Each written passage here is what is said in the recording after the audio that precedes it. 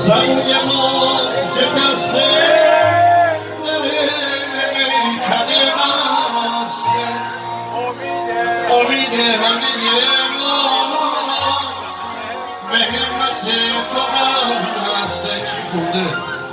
به همت تو ساقی، تو که گره گشایی، تو که ذات وفایی، همیشه یار من.